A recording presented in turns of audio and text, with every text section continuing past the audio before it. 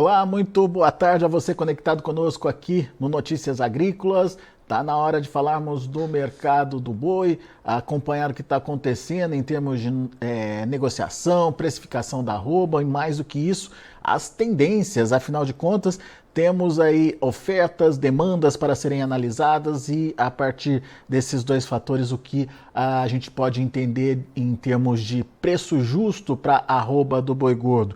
Começando o ano aparentemente com o pé direito, vamos ver se tem continuidade essa situação aí. Quem nos ajuda a traçar cenários, a entender melhor o que pode acontecer daqui para frente é o meu amigo César de Castro Alves, lá do Itaú BBA. Está aqui já o César com a gente. Bem-vindo, meu caro. Obrigado por nos ajudar a entender nesse início de ano, nessa primeira semana do ano, né, César? Um pouquinho desse mercado. Aliás, um ótimo 2024 para você, para toda a equipe aí do Itaú BBA. A gente fica muito feliz quando a gente tem parceiros como vocês aqui para nos ajudar a entender o mercado. E vamos lá, te pergunto, o que esperar para o mercado do boi gordo ao longo desse ano de 2024 e o que você está achando desse início de ano, César? Bom, obrigado, Alex, pelo convite. Sempre um prazer falar com vocês e com a audiência aqui do Notícias Agrícolas. Também aproveito para desejar aí um feliz 2024 com muita saúde e energia para nós. Alex, eu acho que fechamos o ano, né, de 23 com o mercado firme do boi, né, não tem outra palavra. O mês de dezembro todo, né, foi de uma estabilidade aí do boi num nível próximo aí de R$ 250 arroba, não tivemos nenhum susto. O boi até subiu mais do que a carne nesse mês, então isso reduziu um pouco o spread dos frigoríficos no mercado interno, mas ainda num patamar muito, muito razoável. Então eu vejo com bons olhos, né, o cenário de boi, pensando aqui em preços para esse comecinho de ano, porque nós devemos ter uma oferta, acho que mais contida por conta do atraso do boi de pasto, né, essa mesma seca que está castigando muito a soja lá no Cerrado, e ela também está atrasando a recuperação das pastagens, né, então onde está muito da soja é onde está muito do boi, né, Mato Grosso, Minas Gerais, Goiás, região norte, então ali choveu menos, choveu tardiamente, agora que as chuvas estão voltando, o boi de pasto deve demorar para chegar.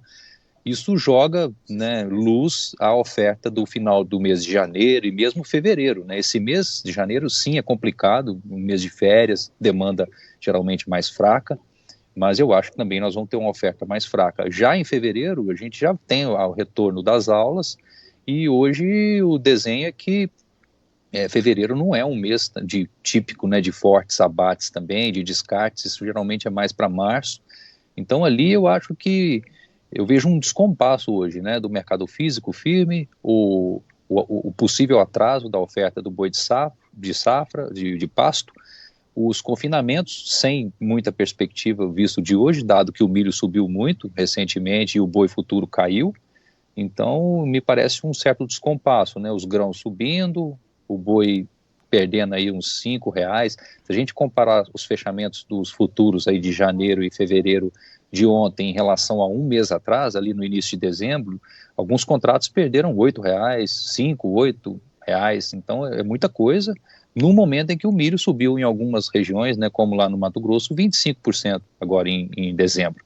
Então, eu pensando, né, voltando à sua pergunta, como que eu enxergo o ano de 2024, mais no curto prazo eu acho que vai ser bem mais firme do que os futuros estão apontando, né, por essas razões, e para o ano como um todo, nós esperamos uma manutenção desse nível de abates, né, que é elevado, né, mas não um novo crescimento, um novo ciclo de descartes ainda maior de fêmeas, muito maior. Então, estabiliza nesse nível e o bezerro possivelmente também para de cair, senão já começa a subir em algum momento esse ano. Então, nossa expectativa é de que a oferta sim vai ser boa, mas também nós vamos ter uma boa demanda, né? No mercado interno a carne caiu de preço, isso deve ajudar, não à toa, também por conta do aumento de oferta, o consumo per capita esse ano volta a subir de carne bovina, né? Esse ano de 23, e para 24 ele fica nesse nível mais elevado,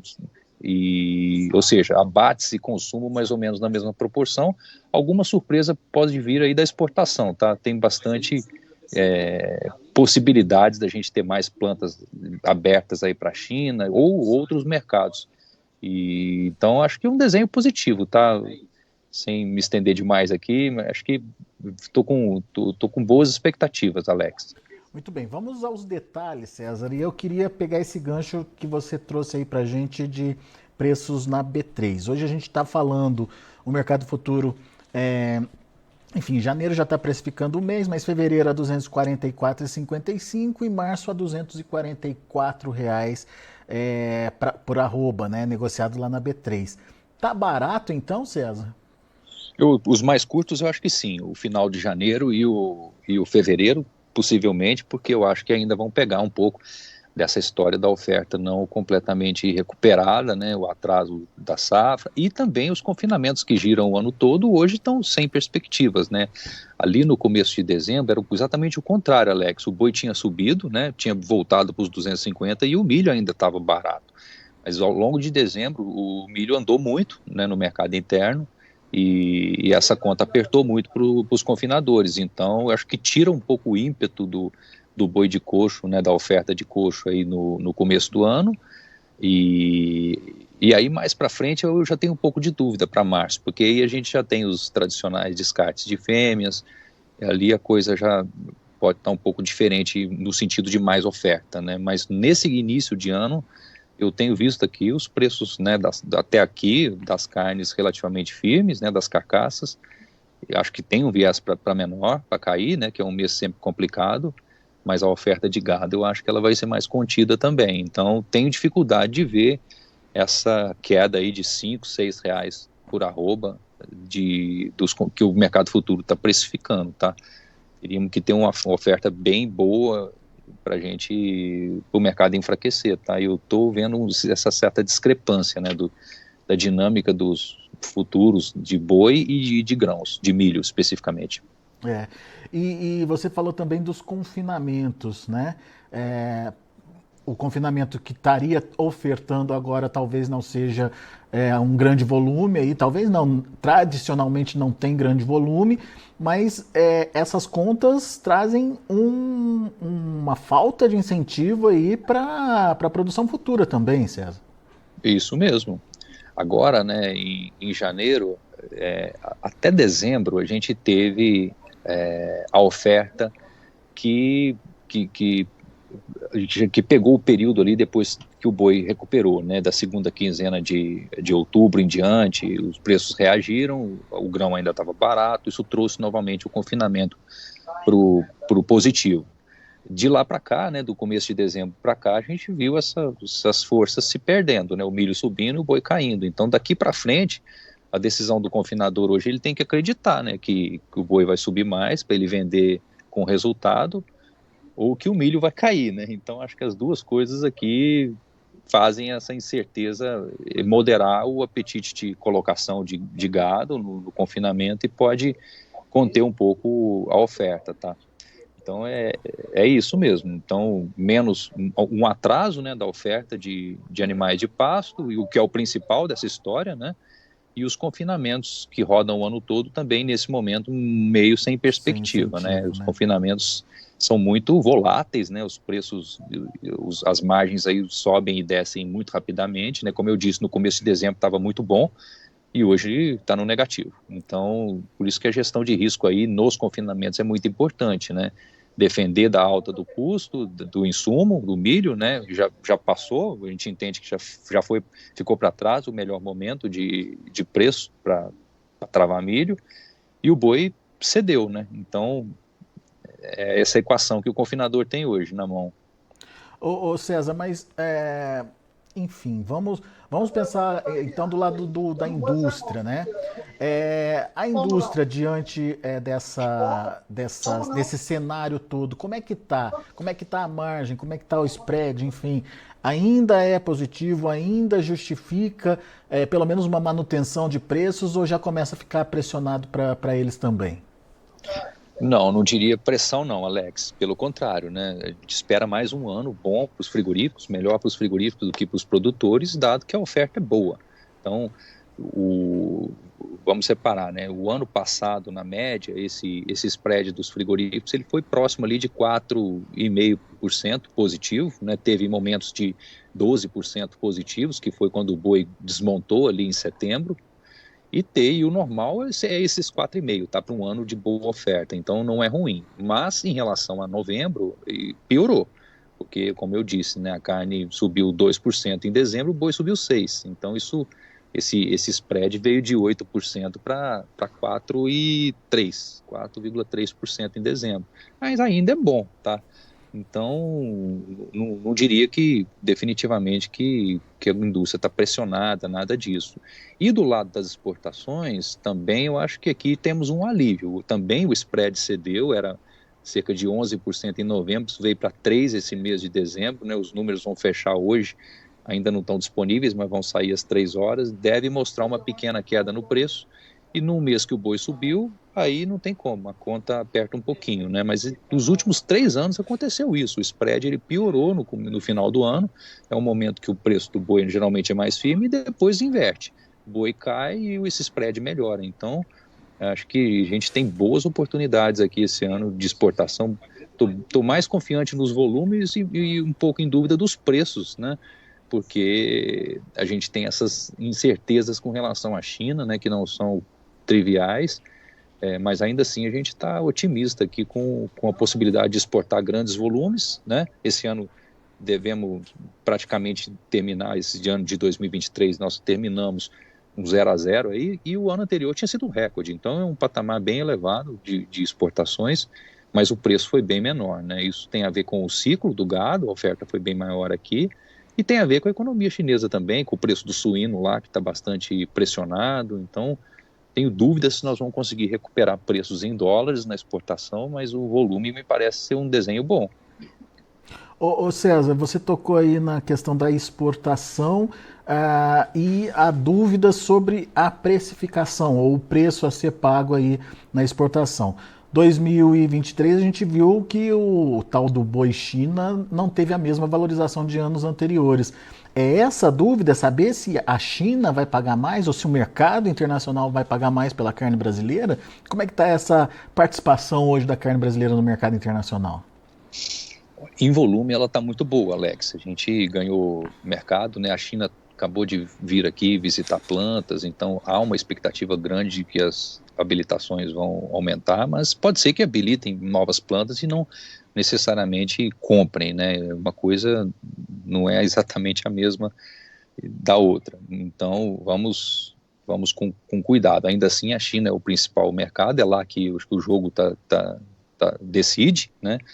Eu não acredito que o boi China vai voltar a ter o prêmio que teve nos anos anteriores, justamente porque a oferta dele aumentou, é um momento de boa oferta do ciclo, e então acho que os prêmios vão ficar mais contidos. E o preço de exportação, que diz muito sobre o resultado dos frigoríficos e, consequentemente, o potencial de transferência, né, disso para o boi gordo, eu acho que está em dúvida, né? Os preços cederam muito no ano passado e estão andando de lado nos últimos 2 meses, mas num patamar bem mais baixo, né? Então, a dúvida é se o ambiente econômico, né, chinês vai permitir a gente ter espaço para aumentar preço no ano de boa oferta ainda, né? Se a gente já tivesse em 2025, quando eu imagino que vai diminuir o volume de gado pronto, aí a conversa seria um pouco diferente, num ano que os Estados Unidos também possivelmente vão ter uma produção ainda mais baixa, mas esse ano ainda é um ano de boa oferta no Brasil, né? E se a China tiver, especialmente a moeda chinesa, se ela desvalorizar mais, isso vai virar pressão para a gente baixar o preço em dólares ainda mais, tá? Minha dúvida é se isso ocorre ou não, ou se nós vamos conseguir exportar bons volumes sem ter que derrubar preço, tá? Subir, eu ficaria bem surpreso se a gente vê espaço para o preço de exportação subir, como a gente viu aí até 2021. Acho que o momento é diferente, né? Principalmente porque a gente tem muita oferta, né? Então, mas escoar tudo isso tem um preço, né? Pelo que eu estou entendendo, está mais focado na questão da demanda chinesa do que num aumento de oferta no mundo, né, César? A gente ainda vai ter uma oferta mais contida aí no mundo? No mundo, sim. No Brasil, não, né? Então, acho que tem colocar os Estados Unidos junto na conta, sim, o desenho lá, eles estão exatamente no contrário, né, com o ciclo no momento de baixa oferta, e isso é importante, os preços estão bem elevados por lá. Mas carne não é igual soja, né, Alex? É bom lembrar que os preços não são tão correlacionados, sabe? Porque são produtos que não são exatamente os mesmos, são produtos que não vão para os mesmos mercados, né? Mas você tem sim alguma arbitragem. Então, o fato dos Estados Unidos estarem mais escassos não significa que nós vamos ver aqui o preço do boi subindo porque nós vamos ocupar esses mesmos mercados, não é assim. Então, acho que tira um pouco a pressão, mas é um ano ofertado no Brasil, né? A gente imagina aqui mais ou menos o mesmo volume de abates que a gente viu no ano passado, que é um nível elevado, tá? Não mais do que isso, mas isso não é pouca coisa. Então, precisamos ter uma boa demanda para absorver tudo isso. No mercado interno, ajuda a história da carne ter caído de preço, né? As relações de preço das carnes, né, de boi, voltaram para os níveis históricos. Nos anos anteriores o boi estava muito caro, né? Não é mais verdade, relativamente. E no mercado externo eu vejo com muito bons olhos essas possibilidades da gente, não só a China, mas eventualmente algumas coisas novas aí, né? Uma Coreia que veio aqui olhar também, tem a Rússia, outros países do Sudeste Asiático, né? Os Estados Unidos, próprios Estados Unidos, e sem dúvida a China. Então acho que tem muita possibilidade da gente exportar bem esse ano, e isso faria frente a uma oferta maior. Então, por isso que eu acho que o desenho é, no todo, né, construtivo. Boa. Bom, então vamos só revisar rapidinho tudo que você trouxe aí de informação para a gente. Questão do spread positivo, ainda positivo dos frigoríficos, que não justifica uma pressão nos preços nesse momento. Atraso da entrada do boi de pasto, isso pode garantir uma certa firmeza para os preços também, pelo menos nesse comecinho de ano aí, janeiro até talvez um pouco de fevereiro. Confinamento com margens negativas hoje em função da queda do boi e alta do milho aí. Na verdade, isso acaba também dando uma enxugada na possibilidade de oferta aí que a gente teria e tem pela frente. Oferta, aliás, demanda no mercado interno sem grandes novidades, mas se mantiver o que a gente está já vendo aí nos últimos meses, está ok. E exportação também um cenário positivo, principalmente por conta da possibilidade de mais demanda mesmo, né? Não de preços novos, mas mais volume a ser negociado. A China já sinalizou, inclusive, com habilitação de plantas, né, César? Exatamente. É isso aí, Alex. Resumiu muito bem aqui. Às vezes eu vou muito longe aqui nas respostas, mas você consolidou bem. Ou seja, diante de todos esses fatores, dá para a gente pensar num ano positivo aí para a arroba, César? Sim, sem dúvida, mas, Alex, não vamos deixar de fora aqui da conversa a importância, né, do produtor sempre estar atento à gestão de risco. Né? Isso é verdade. Todo ano a pecuária, né, nos últimos anos, ela tem dado um susto. No ano de 23 foi logo no começo do ano, aquele embargo chinês, né? Nós nunca estamos blindados a essas possibilidades que geralmente derrubam a arroba, né? Felizmente, esses movimentos eles têm sido rápidos, né? A arroba se recupera uns 30 dias depois, 40 dias, depende, mas quando isso acontece, fere muito quem está com o animal no confinamento, principalmente, não pode esperar, tem que vender, é sempre muito ruim. Então, muita atenção nesse momento que a gente tem uma definição de safra, né, de grãos que caminha para, especialmente o milho, eu acho que é um cenário bem desafiador, né? Parece que o milho vai ser mais caro mesmo esse ano, e o boi está um pouco depreciado no meu ponto de vista. Então, aproveitar os momentos aí, como a gente teve ali no começo de dezembro, que o boi no mercado futuro estava bem mais valorizado. Então, não deixar passar essas oportunidades de trava para defender as margens e não ficar totalmente exposto, porque o cenário sim é positivo, mas as coisas sempre tem algum susto, né, Alex? As coisas mudam e tem muita coisa indefinida aí, eu acho, especialmente na seara aí dos grãos. Sem dúvida, César. Meu caro, muito obrigado pelas informações. Eu parei aqui porque teve uma participação do Gustavo Polizelli, ele é do Confinamento Santa Cecília, ele está dizendo que concorda, que não acredita em toda essa oferta, eu imagino que do confinamento, né? Sem chuva e sem grão, fica difícil ter tanta oferta. Fato. É isso aí. Né? Muito bem. Obrigado, Gustavo, pela participação aqui com a gente. E conta mais pra gente como é que tá a situação do seu confinamento, manda informação, enfim, vamos trocando figurinhas aqui também pra gente saber aí as dores do produtor, do pecuarista também. E meu amigo César de Castro Alves, muito obrigado pela participação junto com a gente já na primeira semana do ano.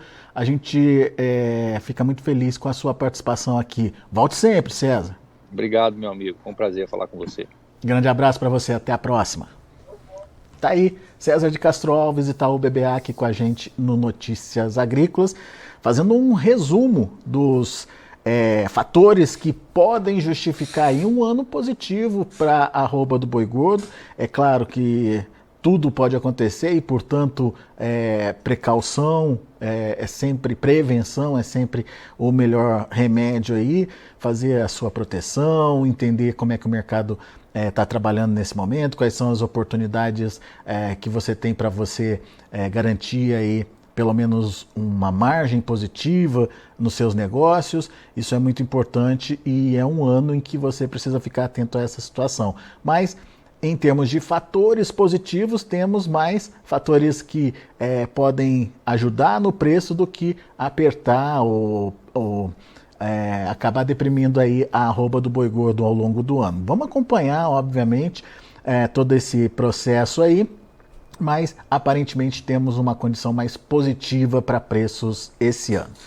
Deixa eu passar para vocês o que está acontecendo lá na B3. Aliás, o César alertou a gente para essa questão da B3. B3, pelo menos janeiro e fevereiro, trabalhando aí com níveis fora da realidade, na opinião do César. Janeiro, 245,75 nesse momento, está reagindo, 0,59%. Fevereiro, 244,60, alta de 0,33%. O março, R$ 244,00, subindo 0,49%. E o abril, R$ 241,95, caindo 0,35%. Já o abril possivelmente pesando aí a possibilidade de aumento de oferta com a participação de fêmeas nas linhas de abate aí pelo Brasil afora. Indicador CPE fechou mais um dia acima dos R$ 250, R$ 251,75, com alta de 0,64%. Muito bem, são os números do mercado do boi gordo. A gente vai ficando por aqui. Agradeço muito a sua atenção, a sua audiência. Notícias Agrícolas, informação agro-relevante e conectada.